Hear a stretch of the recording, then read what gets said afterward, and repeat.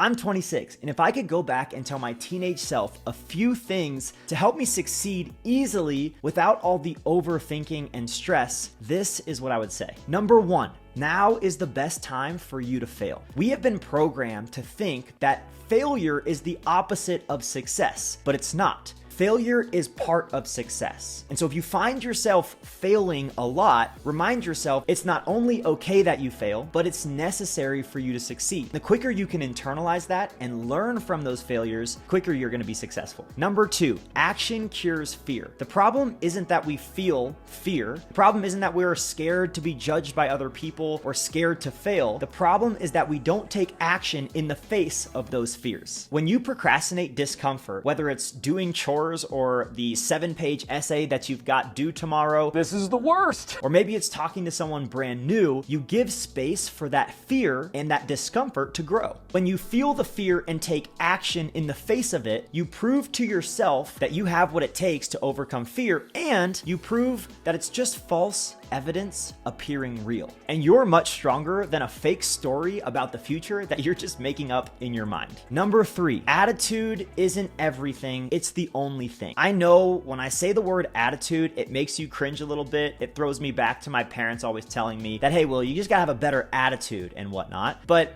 really, you can make a heaven out of hell, or you can make a hell out of heaven. The only difference is your perspective and your attitude. I was someone who always complained. I found the negative in pretty much every situation, and because of that, no one really wanted to hang out with me. Now, I'm not saying that you have to think about 6 positives for every situation that you're in, or take hold of this toxic positivity, but just realize that complaining gets us nowhere. And I'm saying us because, I don't have a whole life figured out. I'm still 26, and there are times when I'm really negative about the situation I'm in too. Accept your situation and then do everything in your power to make that situation the best situation. Which brings me to number 4, control your controllables and surrender the rest. Life is 10% what happens to you and 90% how you respond. You can't control the fact that you've got to go to school, unfortunately. You can't control the fact that you get a bunch of homework. You can't control the fact that your parents won't allow you to do certain things, but you can control how you respond to those. The problem is that we spend the majority of our time and energy and our thoughts thinking about and worrying about the 10% that we can't control. Things like results, other people's actions, and especially other people's opinions of us. So the next time that you're feeling stressed, I'm challenging you to ask yourself one question. What about this situation can I fully control? When you have your answer, do your best with the things you can control and let go of the rest. Number 5, and by far my favorite, when you don't know what or who to pursue yourself. If you're like me and thousands of teenagers that I've coached around the world, you may feel really stressed about finding your passion, or maybe it's finding your person that you're going to spend the rest of your life with. If those things stress you out, turn your focus inward. Instead of chasing a relationship or perfect grades or maybe a passion that your parents really want you to have, reflect on ways that you can improve. Start going to the gym 3 or 4 times a week. Read 10 pages in a book and really ask yourself, what can I do to level up my real life character? When you start to do that, you start to attract people and passions that are better than you ever thought was possible, just because you turned the focus inward and started pursuing yourself. One of the best ways that you can pursue yourself and level up is by hitting the subscribe button. So if you're enjoying this video, go ahead and do that and join the fam. On to number 6, your thoughts create your reality. Your mind is a garden.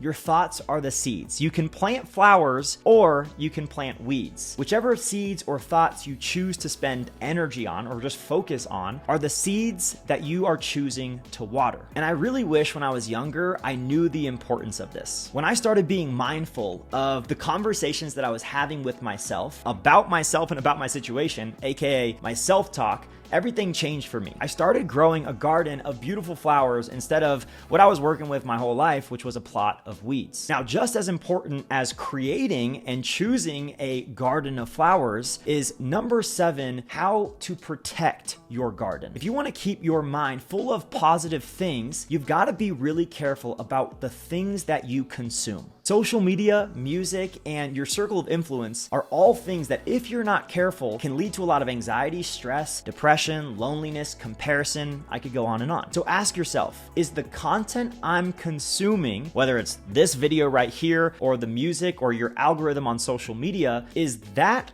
content helping me reach my goals, or is it pulling me further away? Number 8, your success is guaranteed if you manage your distractions. And I know that sounds really bold, but I'll make the argument that 90% of humans, including myself at times, want our phones more than we want success. And again, this is something that I've always struggled with. We have billion-dollar companies working tirelessly. Their main goal is to keep attention of all of us, and they do a pretty dang good job at it. We're just not that good at managing distractions. So that's the hard news, but the good news is that it's never been easier to separate yourself from other people. Put your phone, your iPad, your video games in a different room and begin working out this muscle of focus.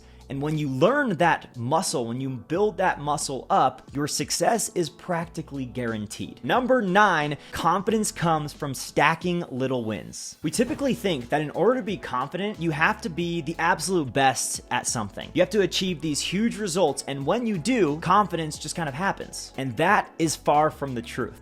Shenanigans! Confidence actually comes from doing little things well over a long period of time. Because inevitably what you're doing is that you're proving to yourself that you can do tasks, even if they're small, medium, or large, really well, which will give faith to yourself that you can achieve the bigger things down the road. So I challenge you to make a list of little victories that you can accomplish every day to begin building that foundation of confidence. And number 10, ending with a bang, if nothing changes, nothing changes. Don't be upset by the results you don't get because of the work that you didn't do. Wake up, be consistent, be gritty, do your best, and manage your distractions. Follow these things in this video, and I promise you, you're gonna have more success than you know what to do with, whatever that word success means to you. I hope these tips helped. For more daily videos helping you with confidence, focus, and motivation, consider subscribing below. I would love to have you in the fan. Peace.